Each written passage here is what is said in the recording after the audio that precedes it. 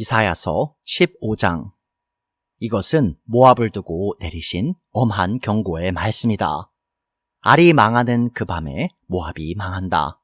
길이 망하는 그 밤에 모압이 망한다.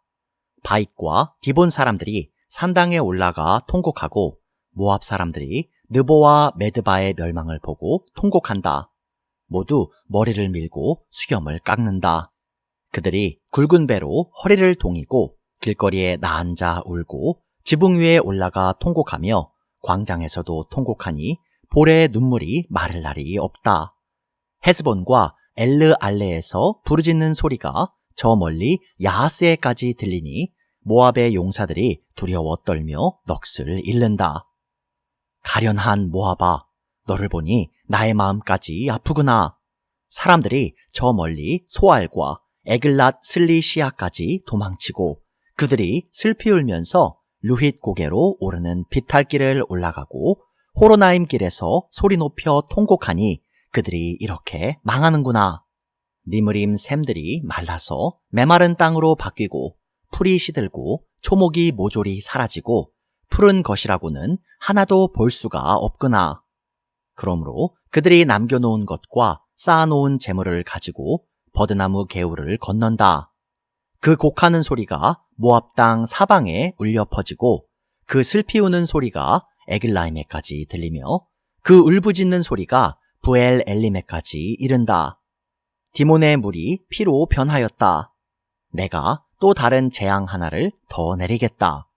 모압에서 도피한 자들과 그 땅에 남은 자들에게 사자를 보내어서 그들을 찢게 하겠다. 이사야서 16장. 모압의 백성아, 예루살렘의 통치자에게 어린 양들을 조공으로 보내라.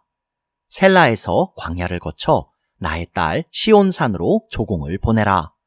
있을 곳이 없어 날아다니는 새들처럼 털린 둥지에서 흩어진 새끼 새들처럼 모압의 여인들이 아르논의 나루토에서 헤맨다. 그들이 유다 백성에게 애원한다. 우리가 어떻게 하여야 할지 말하여 주십시오. 우리를 위하여 중재하여 주십시오. 뜨거운 대낮에 시원한 그늘을 들이우는 나무처럼 우리가 그대의 그늘에서 쉴 수 있도록 보호하여 주십시오. 우리는 피난민입니다. 아무도 우리를 해치지 못할 곳에 우리를 숨겨 주십시오. 우리가 이 땅에서 살도록 허락하여 주십시오.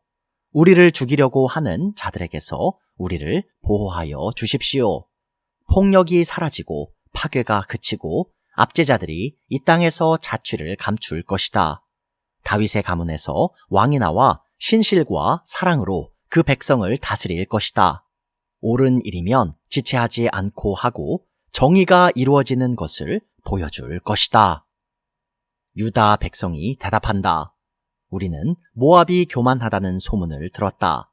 그들이 매우 교만하고 오만하고 거만하여 화를 잘 내지만 사실 그들은 허풍뿐이라는 것도 들어서 알고 있다. 그러면 모압 백성은 그들이 당하는 고통을 못 이겨서 통곡할 것이다. 길하레셋에서 늘 먹던 건포도빵을 그리워하며 슬피 울 것이다. 헤스본의 밭과 신마의 포도원이 황무지가 되다니 여러 나라의 군주들이 즐겨 마시던 포도주의 산지가 아니던가. 한때는 포도나무 가지가 저 멀리 야스엘에까지 뻗어나가고 동쪽으로는 광야에까지 퍼져나가고 서쪽으로는 그 싹이 자라서 사해 너머로까지 뻗어가더니 야스엘이 울듯이 내가 통곡한다. 말라 비틀어진 신마의 포도나무를 두고 통곡한다. 헤스본아, 엘르 알레야, 나의 눈물이 너를 적신다. 여름 과일과 농작물을 거두는 너의 흥겨운 소리가 너에게서 그쳤구나. 이제 기름진 밭에서 기쁨도 사라지고 즐거움도 사라졌다. 포도원에서 노래소리가 나지 않고 기뻐 떠드는 소리도 나지 않고 포도주 틀에는 포도를 밟는 사람도 없다. 내가 그 흥겨운 소리를 그치게 하였다. 모압을 생각하니 나의 심장이 수금줄이 튀듯 떨리고 길하레셋을 생각하니 나의 창자가 뒤틀린다. 모압 백성이 산당에 올라가서 제사를 드리고 그 성소에 들어가서 기도해도 아무 소용이 없을 것이다. 이것이 전에 주님께서 모압을 두고 하신 말씀이다. 그러나 이제 주님께서 다시 이렇게 말씀하신다. 3년 기한으로 머슴살이를 하게 된 머슴이 그 횟수를 세듯이 이제 내가 3년을 센다. 3년 안에 모압의 영화가 그 큰 무리와 함께 모두 능욕을 당할 것이며 남은 사람이라야 얼마 되지 않아 보잘것이 없을 것이다. 이사야서 17장. 이것은 다마스쿠스를 두고 하신 엄한 경고의 말씀이다. 다마스쿠스는 성읍축에도 들지 못하고 허물어진 무더기가 될 것이다. 또한 아로엘의 성읍들이 황무지가 될 것이다. 그 성읍들은 양떼의 차지가 되며 양떼가 누워도 그들을 놀라게 할 자가 하나도 없을 것이다. 에브라임은 무방비 상태가 되고 다마스쿠스는 주권을 잃을 것이다. 이스라엘 자손에게서 영광이 사라지듯이 시리아의 남은 백성도 수치를 당할 것이다. 만군의 주님께서 하신 말씀이다. 그날이 오면 야곱의 영화가 시들고 건강하던 몸이 야위일 것이다. 그들은 곡식을 거두고 난 텅 빈 들처럼 될 것이다. 곡식을 거두는 자가 곡식을 다 거두어버린 그 들판, 사람들이 이삭마저 다 줍고 내버린 그 들판, 이삭을 다 줍고 난 르바임 들판처럼 될 것이다. 그들은 열매를 따고 난 올리브 나무처럼 될 것이다.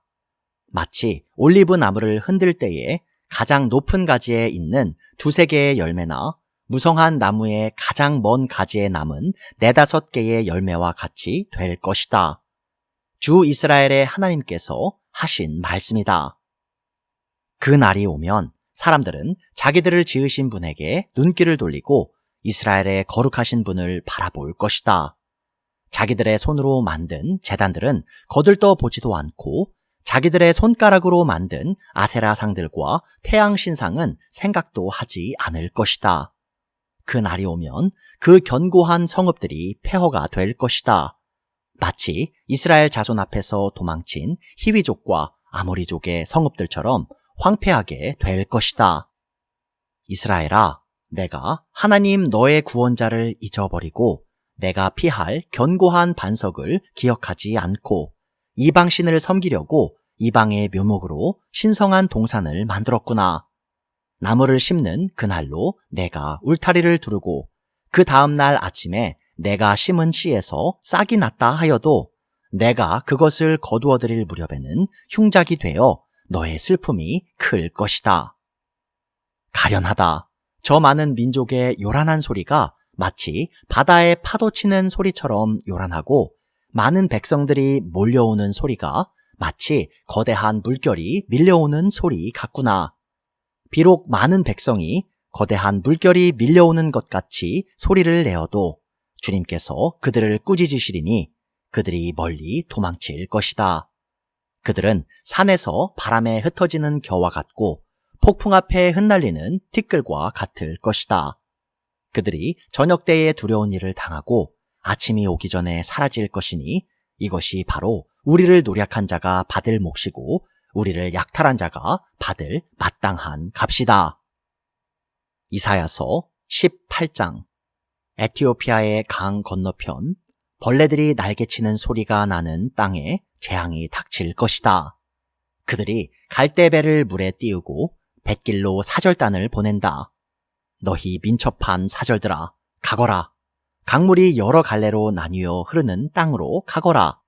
거기에 사는 민족, 곧 키가 매우 크고 근육이 매끄러운 백성, 멀리서도 두려움을 주고 적을 짓밟는 강대국 백성에게로 가거라.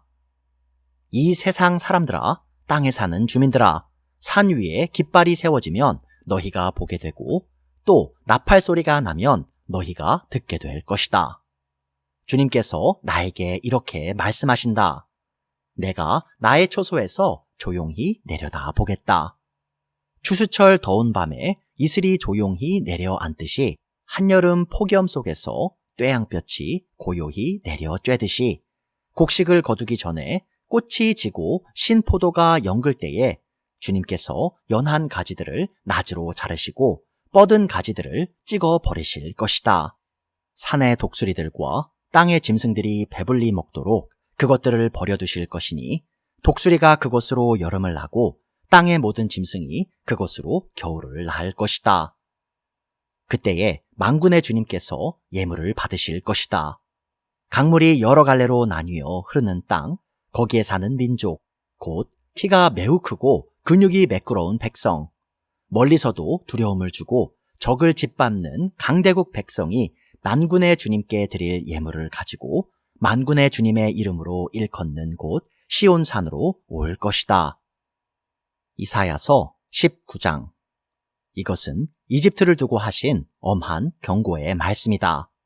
주님께서 빠른 구름을 타고 이집트로 가실 것이니 이집트의 우상들이 그 앞에서 떨고 이집트 사람들의 간담이 녹을 것이다.